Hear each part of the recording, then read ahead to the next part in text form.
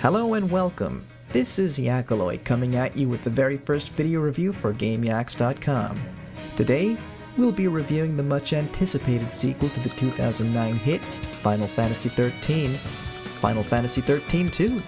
A much improved and refreshing addition to the series, Final Fantasy XIII-2 continues the Nova Crystallis mythology taking place 3 years after the events of 13. Lightning, our hero from the last game, has gone missing along with Vanille and Fang, who have apparently sacrificed themselves to save Grand Pulse from being destroyed by Cocoon. Lightning's younger sister Sarah and the others stay behind to live their lives in peace, until the mysterious young time traveler Noel Kreis claims that Lightning gave him the power to change his bleak future with the power of time travel. Noel, do you know where my sister is? Come with me.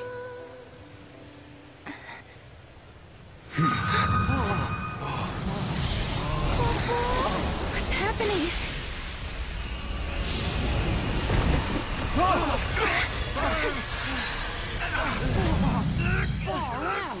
You see? It's a time gate. What do you mean? Wow. Time gate. What the? It's like a portal. Lightning is in a place called Valhalla. She's waiting on the other side. Together, Sarah and Noel venture across time and space to find Lightning and to save the future from an apocalyptic fate. Along the way, they'll run into old friends as well as new enemies. The story, unlike its predecessor, is much more focused and cohesive compared to the convoluted mess that was the original. That wasn't to say XIII-2 isn't confusing, at least initially when you consider that time travel is thrown into an already intricate storyline. However, plot-wise, the focus is mainly on our two heroes, Sarah and Noel, whom you gradually endear to as they journey their way across time. This focus is also reflected in the gameplay in that Sarah and Noel are the only two playable characters despite a brief playable cameo by Lightning in the opening scenes. Opposing them is a brooding villain in Lavender by the name of Caius Ballad, a surprisingly sympathetic villain, despite his almost constant brooding nature. There are many youths. Caius. Wait, I saw you. My sister was fighting you. What are you doing here in this time? I learned of your journey, leaping back and forth along the timeline. Yule has been watching everything you do. No. She's been watching us? Yes, I see you understand the significance of that. Then you must also understand that I am here for a reason. Your actions have necessitated the strictest sanction. In fact, one thing I have to say about the characters in this game is that they consistently defied my expectations. I ended up loving just about every character in the game. Towards the end, the level of melodrama and emotion is ramped way up, pretty much as expected in a JRPG.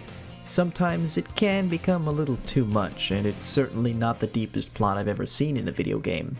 But all in all, I found the storyline very enjoyable. As I mentioned before, the gameplay is entirely from the perspective of only two characters, Sarah and Noel. This doesn't mean there isn't a variety of gameplay though.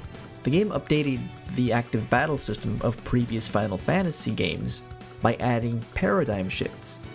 The use of paradigm shifts allow Sarah and Noel to switch out roles on the fly from damage-dealing magic classes to brawling fighting classes and healing classes all in the middle of a battle.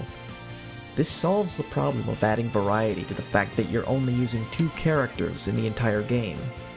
Additionally, there is a monster hunting element that allows you to capture certain monsters and have them battle alongside you. Gameplay is also augmented with the addition of cinematic quick-time events. There's also a new dialogue selection tree for story moments, although this is superficially implemented as none of the dialogue choices have any real meaningful story consequences. Also gone is the overworld map, and instead players can jump back and forth through time nodes in the Historia Crux. New nodes are unlocked as areas are completed. The new areas can take players hundreds of years in the future, or even the same location a few years in the future, or even the same location on a completely different timeline. Don't worry, it doesn't get too confusing. Some downsides of the gameplay are repetitive battles and a dirge of frequent random encounters. There was more than one occasion that I simply wanted to get from point A to point B, and was harassed over and over again with random battles, making what should have been a 15-minute walk last a couple of hours. Random encounters can be avoided in the more open areas, but in levels where there isn't much room to maneuver, this can be quite a pain. It's also worth mentioning that you'll often have to resort to good old-fashioned grinding. It isn't that bad considering the engaging combat, but it can still be a hassle. The RPG gameplay is occasionally broken up by some simple puzzle games, but these are few and far between and generally feel under-implemented as well as just plain easy. There is, however, a lot of replay value once you finish the game. Once you finish, you can go back to areas you have missed previously and do a variety of side missions. You can even unlock several paradox endings by replaying some of the areas of the game. Like any Square Enix title, the visuals are of course top-notch, pushing the hardware boundaries of current generation consoles to the very limit. The graphics, however, seem to push a little too far, as the frame rate will quite often take a noticeable dip during some of the busiest scenes. The design of locales and characters are exquisite, but can feel a bit glib considering there seems to be an emphasis on form over function. I have the feeling that the clothing these characters wear make better fodder for cosplay conventions than something a person might actually wear.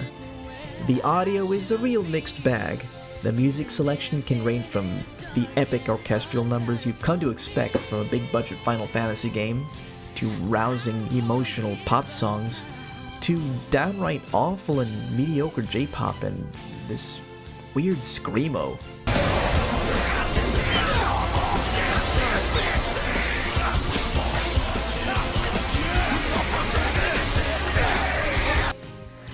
The voice acting is nothing to complain about though. Unlike previous games, the voice acting is, well, not the best in the world, is admirably not bad at all. There you have it.